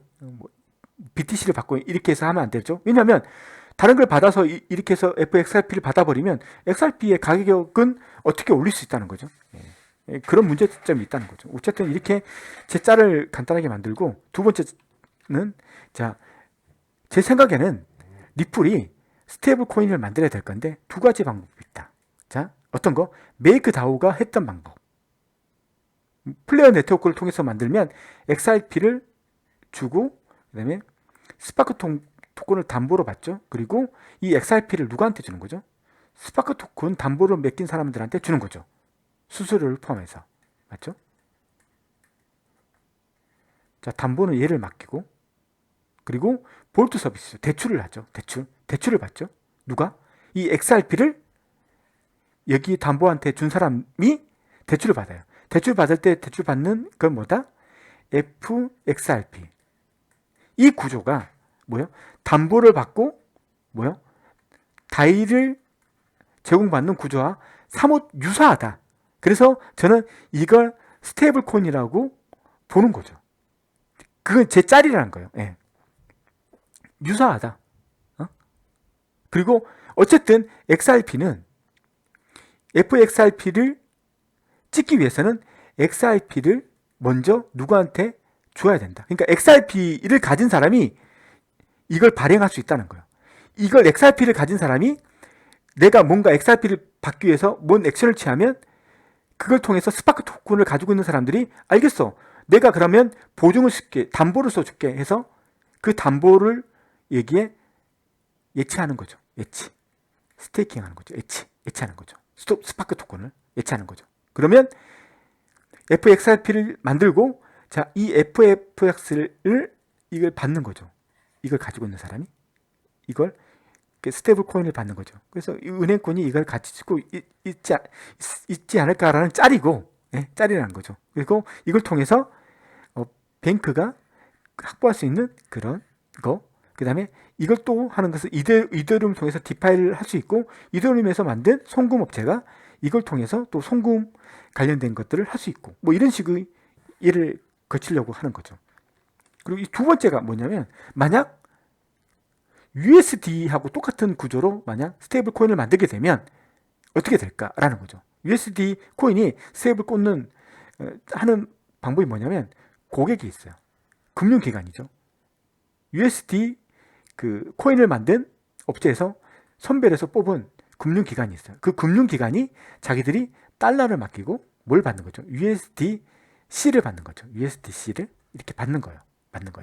그래서 달러를 스마트 컨트롤을 통해서 자동적으로 처리하는 거죠. 달러가 들어오면 이 달러를 에스크로 시키는 거죠. 시키고 그 대신에 뭘 준다? USDC를 발행해 주는 거죠. 이런 구조. 그러면 만약 이런 구조로 만약 XRP도 만든다면 사람들이 달러를 주고 그 다음에 에스크로 시키고 그 다음에 USDX라는 것을 발행할 거란 말이에요. 받을 거예요. 그러면 XRP하고 USDX를 통해서 XRP의 가격이 올라가느냐라고 쳤을 때 별반 그럴 것 같지는 않거든요. 메이크다오를 보면 알겠지만 다이가 잘 된다 해서 메이크다오가 그렇게 크게 상승하거나 크게 뭐 하는 것 같지는 않거든요. 그래서 저는 이런 달러를 맡기고 이렇게 하는 구조보다는 그래서 스파크 구조가 좀 더 XRP의 가격을 높일 수 있는 방법이 되지 않을까라는 저만의 상상을 했다는 거죠. 저만의 상상이에요. 네, 그런 상상을 했다는 거죠. 그래서 은행권에도 보유할 수 있는 명분, 그리고 다른 플랫폼에도 쓸 수 있는 명분, 스테이블하게. 네. 넘어가죠. 짤을 너무 오랫동안 했는데. 자, 이 그림이 마지막 그림인 거예요. 이게 지금 제가 파악한 리플렛의 거예요. 은행을 통해, 은행들이 엑스커런트를 통해서, 엑스커런트를 쓰고 있는 은행들이 있죠. 은행들. 이렇게 쓰고 있어요. 은행들이. 이렇게 쓰고 있는 거죠. 그리고 이 머니그램 있잖아요. 머니그램하고 비아메리카라는 곳이 있죠. 이렇게 하면 안 된다. 지불결제하고 송금 전문 업체인데, 이 업체가 엑스비아를 통해서 어디 엑스커런트를 이용할 수도 있는 거고, 맞죠? 아니면 엑스래피드를 이용할 수도 있는 거고, 맞죠? 근데 이 업체들은 누가 뚫은 거예요? 이것들은 이제 뭐 리플사가 뚫은 거죠. 리플사가 열심히 자기가 영업을 해서 이 길 뚫은 거죠. 이런 업체들 상당히 많잖아요. 지금 뚫어서 하는 거고, 맞죠? 그래서 엑스커런트, 엑스라피를 쓰는 거고, 이 페이 아이디에 가입을 했잖아. 이 가입을 하면 은행, 결제, 송금 서비스 제공업자, 전자지갑 서비스업자 누구든지 이걸 통해서 어디? 누구든지 들어올 수 있는 거죠. 엑스비아를 통해서 엑스커런트든 아니면 엑스래피드든 들어갈 수 있는 거죠. 그래서 고객층을 한층 더 넓힌 거죠. 근데 라인 오브 크레딧을 통해서 이 고객들 중에서 아주 뛰어난 아이디어를 가지고 있는데 돈이 없어서 엑스라피드를 이용하고 ODA를 이용하고 싶은데 XRP가 없어서 사업을 못하는 사람들을 위해서 라인 오브 크레딧이라는 신용한도 대출을 통해서 대출을 해주는 거죠. 자, 내가 XRP 돈 받지 않고 먼저 빌려줄게. 그리고 사업을 해서 네가 돈을 벌면 다시 내 XRP를 돌려주고 그 다음에 소정의 수수료도 함께 주렴. 이렇게 해서 이런 생태계를 구축해 놓은 거죠. 이렇게 사람들을, 은행들을 기존 유명한 지불결제 송금 전문 업체들, 유명한 곳들을 열심히 그 리플사 직원들이 그 마케팅을 해서, 마케팅이 아니고 영업을 해서 이것들을 유치했고, 그 다음에 우리가 알지 못하는 누구나 에브리 세상의 모든 사람들한테 페이 아이디라는 것을 공개를 해서 누구든지 쉽게 엑스커런트, 엑스래피드를 들어올 수 있는, 개발할 수 있는 그런 오픈소스를 제공해서 누구든지 들어올 수 있도록 만들어 놨고, 그리고 누구든지 들어올 수 있는데 돈이 없으면 XRP도 빌려줘서 한층 더 그 들어올 수 있는 양을 넓힌 거죠. 그리고 페이 아이디를 이용하는 1억 명의 사람들을 확보한 거죠. 그리고 또 앞으로 이걸 쓸 그 잠재적인 고객들을 또 확보한 거고, 이렇게 해서 지금 영업을 하고 있는 거고. 자, 스위프트하고 엑스커런트가 같으면서 틀린 점, 같은 점, 프리펀딩, 사전 예치를 하는 거죠. 기관들이 자신의 결제 채무를 상환하기 위해 가용 자금을 결제 기간에 자신 계좌에 예치하는 거. 이거 또 설명드릴 거예요. 근데 이렇게 하다 보면 속도가 느려지는 거죠. 왜냐하면 신뢰관계에 있는 사람들을 막 찾아서 가야 되기 때문에 속도는 느려질 수밖에 없다. 그리고 스위프트는 옛날에는 사람들이 수작업을 해야 됐다라는 거고, 엑스커런트도 이런 찾아가는 작업은 필요하지만 사람이 필요 없이 레저가 자동적으로 이 작업을 한다. 인터레저가 알아서 한다. 그래서 사람이 들어가 있는 그 시간들을 얘들은 다 절약시킨다라는 거죠. 그리고 프리펀딩을 하다 보면 엑스커런트나 스위프트나 놀고 있는 돈이 생길 수밖에 없고 있다는 거죠. 그리고 프리펀딩을 하다 보면 실시간으로 변화되는 환율을 정확하게 집어낼 수 없다는 거죠. 엑스커런트하고 스위프트는. 왜냐하면 자, 내가 보냈는데 4초 만에 만약 돈을 넣어줄 수 있다. 송금지에서 수신지로 넣어줄 수 있다. 4초밖에 안 걸린다. 이러면 4초 안에 환율이 얼마큼 변하겠어요? 4초 안에 한번 환율이 뭐 엄청나게 변하겠어요? 뭐 한국 원화하고 미국 달러의 환율 차가 4초 만에 엄청나게 벌어지겠어. 그런 일이 없잖아요. 그런 일은. 근데 프리펀딩을 하다 보면 신뢰관계를 찾고 하다 보면 하루 이틀이 걸린단 말이에요. 하루 이틀이면 환율이 변화가 심하잖아요. 그래서 내가 송금을 했어. 500만 원을 송금했어. 그래서 목적까지 도착했을 때 환율이 틀려져서 이 500만 원을 다 전달해 줄 수 없는 상황이 발생할 수도 있다는 거죠. 환율이 바뀌어서. 금액이 커지면 커질수록 이건 그 환율 차가 엄청나게 커지는 거죠. 그런 문제는 엑스커런트나 엑스스위프트나 같이 가지고 있다 라는 거고, 자, X라피드, 지금은 ODL, 온디맨드 리퀴디티는 프리펀딩 이거 이용하지 않는다. 거래소를 이용한다. 비트렉스, 빗소 같은 ODL이 있는 나라의 거래소를 이용한다. 그렇기 때문에 얘들은 상당히 빠르게 한다. 그래서 FX 문제들이 없을 수 있다. FX 환율 문제들이 없을 수 있다. 빠르기 때문에 거래소에서 이렇게 거래되는 시간까지 합치면 이 FX가 이제 환율이 변화가 그렇게 없으니까 이런 문제도 없다. 하지만 거래소가 적기 때문에 유동성은 적다. 그래서 푼돈들 500만 원, 1000만 원 이런 푼돈들 외국에서 자기의 돈을 이체하는 송금하는 이런 쪽에서는 거래소가 이용될 수 있지만 국가 간이나 아니면 기업 간이나 이런 큰 대금은 하기에는 ODL이 유동성이 그렇게 되지 않는다. 그래서 뭘 하고 싶다? 최종적으로 리플사는 인터넷 오브 밸류예요. 내가 보내면 메일처럼 1초 안에 모든 게 다 끝나기를 원해요. 그러기 위해서는 거래소도 필요 없어야 되고 프리펀딩도 없어야 돼요. 어떻게 해야 된다? 이 은행이 XRP를 직접 구매를 해야 돼요. 이렇게.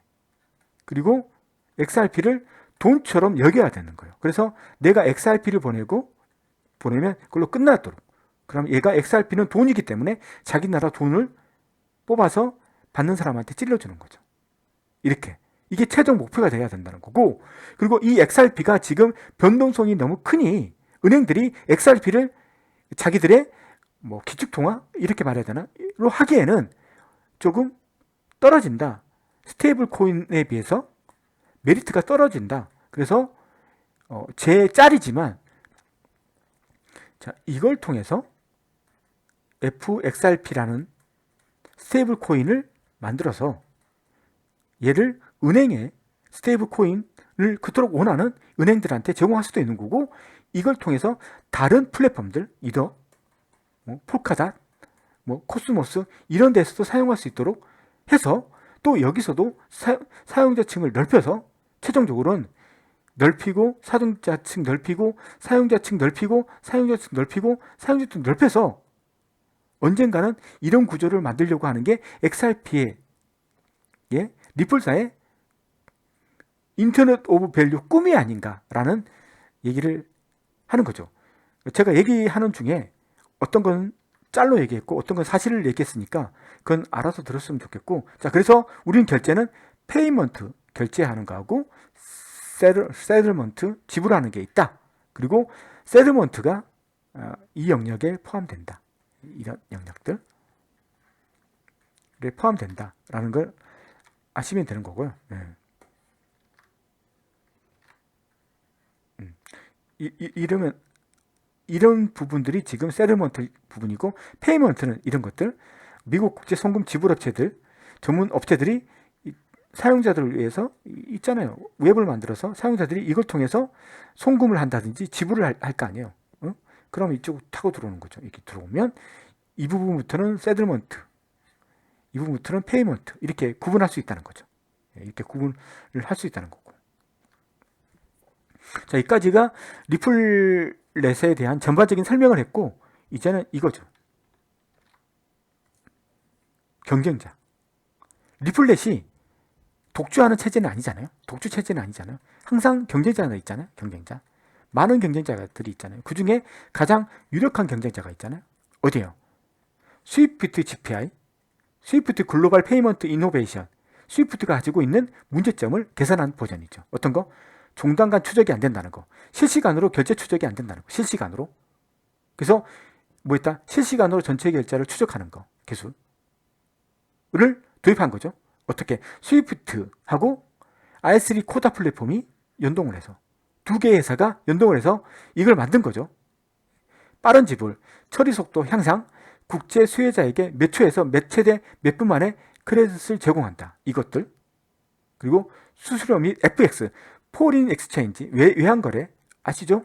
내가 원화하고 달러를 바꿀 때 그 시점에 그 교환 비율, 이게 속도가 느려지면 골치 아파지는 문제가 생기는 거죠.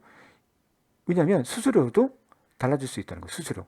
수수료도 달라질 수 있는 거죠. 왜냐하면 그 은행을 계속 거치다 보면 은행을 거칠 때마다 이게 수수료 다 떼가잖아요. 그러면 수수료가 엄청나게 배보다 배꼽이 더 커지는 현상이 생기는 거잖아요. 예? 이런 문제들, 프리펀딩일 때 이런 문제들 같은 것들 엄청나게 거치면 엄청나게 많은 수수료를 떼게 돼 있잖아요. 이런 문제들을 개선했다는 거죠. 스위프트, 자기들의 기술과 R3 코다 플랫폼, 이건 뭐요? 인터레죠. 프로토콜이죠. 인터레죠. 우리가 알고 있는 레처 기술, 장부 기술 가지고 있는 업체죠. 근데 얘는 리플하고 틀린 것은 뭐다? XRP, 리플하고 틀린 점은 뭐다? 얘들은 리플하고 똑같은 회사 이름이다. 리플도 회사 이름이 있고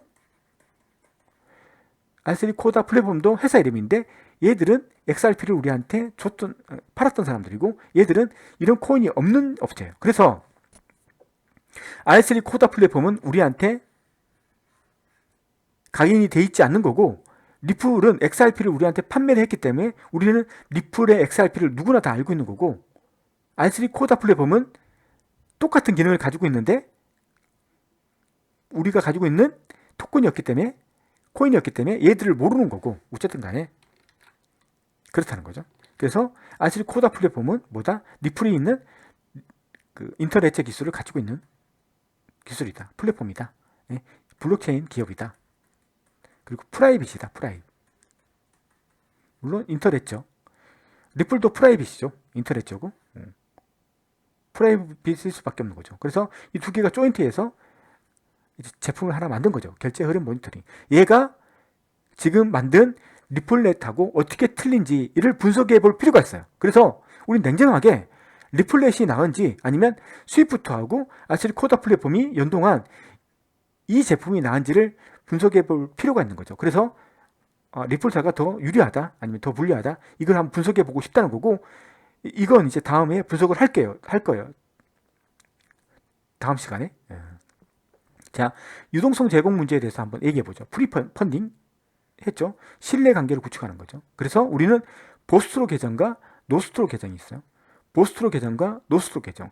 노스트로 계정은 뭐냐면 자, 이게 미국이잖아요. 미국의 은행이 송금하기 위해서 유로에 자기가 잘 아는 신뢰관계를 구축하고 싶은 은행에 미리 프리펀딩 금액이 있을 거 아니에요. 유로로 프리펀딩 했어요. 그때 부르는 이 계정을 노스트로 계정이라는 거예요.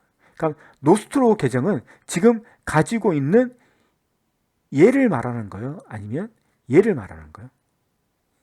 노스트로 계정은 지금 현재 가지고 있는 이 돈을 가지고 있는 것은 유로지만 실제로 이 돈의 주인은 누구다? US 뱅크예요. 아시겠죠? 그럼 보스트로 계정은 뭐예요? 보스트로 계정.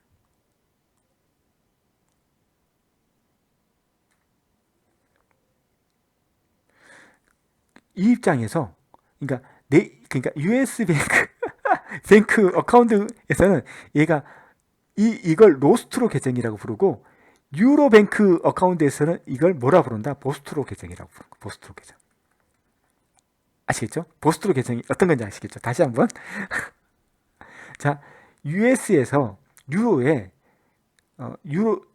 이게 계좌를 만들었어요. 누가 계좌를 만든 거죠? USA 뱅크가 계좌를 어디에 만든 거죠? 유로뱅크에 만든 거예요. 유럽에 만든 거예요. 계좌를. 그래서 여기에 유로를 프리펀딩 해 놓은 거죠. 10조 정도를 유로로 펀딩해 놓은 거죠. 그랬을 때 US 뱅크 입장에서는 여기에 있는 이 유로를 뭐라 부른다? 노스트로 계정으로 부르는 거죠. 노스트로. 아시겠죠? 그래서 이게 뭐냐면 예국한 은행이 예국한 업무를 위해 예국에 있는 은행에 개설한 당좌 예금 계정이요. 이거 아시겠죠? 노스트로 계정. 얘 돈이라는 거죠. 그리고 보스트로 계정은 얘 입장에서는 내게 아니잖아요. 이걸 이제 보스트로 계정이라고 부르는 거죠. 보스트로 계정. 얘 입장에서는 얘가 보스트로, 얘 입장에서는 얘가 노스트로. 응? 보스트로, 노스트로. 그리고 보스트로 하면 V로 시작하잖아. V. 그러니까 V니까 Y로 쓰는 거죠. U. 내 돈이 아니고 네 돈이다. 응? 라는 거죠. 아시겠죠? 네 돈이다. 내 돈이 아니다. 그렇죠. 그래서 V를 보고 V를 조금만 끄집어서 U니까 내 게 아니에요. 그 보스토는 내 게 아닌 돈이에요. 그냥 내가 가지고 있는 돈. 신뢰의 관계를 구축하고 싶은 은행에서 나한테 맡긴 돈. 그게 보스토로고, 노스토는 내 돈이 상대방한테 가 있는 거예요. 노스토는. 자, 이렇게 보시면 되는 거죠. 이렇게. 그래서 제가 분석하고 싶은 것은 스위프트 분석하고 싶고, 그 다음에 이 R3 이것도 분석하고 싶다. 이런 말씀을 드리고 싶은 거고, 자, R3에 대해서 설명해 드리죠. R3. 그러니까 어떤 건지. DLC, 디스트리뷰트 레저 테크놀로지. 이를 가지고 있는 거죠. 블록체인이죠. 블록체인인지 분산원장인지 모르겠지만, 분산원장, 분산원장. 이런 기술을 가지고 있는 것이 세군도죠. 코다, 지금 이거 스위프트하고 연동된 코다, R3. 여기에 R3 콘소시엄이니까 몇백 개가 되는 회사들이 여기에 들어가 있는 거예요. 지금 코럼, JP 모건이 주축이 돼 있어요. 여기도 끼리끼리 다 모여 있겠죠. 하이퍼레츠 패브릭, 여기 보면 리눅스, IBM, 시스코, 인텔, 여기도 끼리끼리 모여 있겠죠. 이렇게 유명한 블록체인, 아니 분산원장이 3개가 있어요. 코다, 코럼, 하이퍼레츠 패브릭. 그래서 이 3개가 우리한테 생뚱맞는 것은 얘들은 프라이빗 블록체인이고 얘들은 코인을 판매하지 않았다는 거예요. 코인이 없다는 거예요. 그래서 우리한테 유명하지 않을 뿐이지 얘들 상당히 유명해요. 그래서 코다를 예를 들면 나스닥의 R3 코다 통해 디지털 자산을 관리해요. R3가 코다 여기서 쓰고 있다는 거죠. 그리고 R3풀 보고서 미국에 있는 기술 관련된 평가 업체인데 R3 코다가 블록체인 미 연방정보기술 표준 통과했어요. 유일하게 통과한 거예요. 보시면 하이퍼레저 패브릭, 이더리움, 멀티체인, R3 코다가 여기서 이 3가지의 블록체인 인터레저를 테스트를 했는데 다른 건 다 통과를 못했는데 얘만 유일하게 통과를 했어요. 암호 보안 쪽에서 통과를 했다는 거죠. R3가 그래서 유명한 거예요. 그래서 지금 R3를 채택한 CBDC 국가도 3군데가 4군데가 있어요. 그리고 하이퍼레저 패브릭을 한 데도 있고 그 다음에 이더리움 채택한 국가들이 있어요. 그래서 얘들은 CBDC에도 들어갈 수 있는 아주 뛰어난 기술을 가지고 있는 애들이에요. CBDC가 바로 얘들이에요. 그래서 제가 코다를 분석한다, 스위프트를 분석한다는 것은 즉 CBDC 구조를 분석하는 거하고 똑같은 거예요. 물론 똑같다는 게 아니지만 이걸 통해서 그 CBDC가 어떻게 발행이 될 것이며 CBDC가 얼마큼의 힘을 발휘할 것인지를 알 수 있다는 거죠. 그래서 리플을 분석하면서 스위프트, 이 코다 이걸 꼭 분석을 해야 되는 거고 제가 다음에 기술적 분석은 이걸 위주로 기술적 분석을 하게 될 거고 자 마지막으로 CBDC예요. 리플렛의 경쟁자는 많이 있지만 첫 번째는 스위프트 플러스 R3 연합 코다 그리고 CBDC. 그래서 제가 분석하고 싶은 것은 스위프트 R3 그리고 리플렛 실제로 어떻게 동작되는지 이 기술적인 분석을 한번 해보고 싶은 거고 그리고 마지막으로 CBDC가 발행이 되면 리플렛과 스위프트 여기에 얼만큼의 데미지를 입힐 수 있는지를 한번 분석해 보고 싶다는 거죠. 자, 긴 시간 동안 들어주셔서 감사하고 제가 되도록이면 짤이 아닌 사실만의 위주를 통해서 여러분들한테 올바른 정보를 전달하기 위해서 노력을 할 거고 제가 하는 중에 택도 없는 말을 했을 수도 있습니다. 그러면 여러분들이 댓글에 이건 틀린 말을 한 것 같다 라는 얘기를 해주시면 제가 앞으로 성장하는데 큰 도움이 될 것 같습니다. 자, 긴 시간 들어주셔서 감사하고 오늘은 여기서 마치도록 하겠습니다. 감사합니다.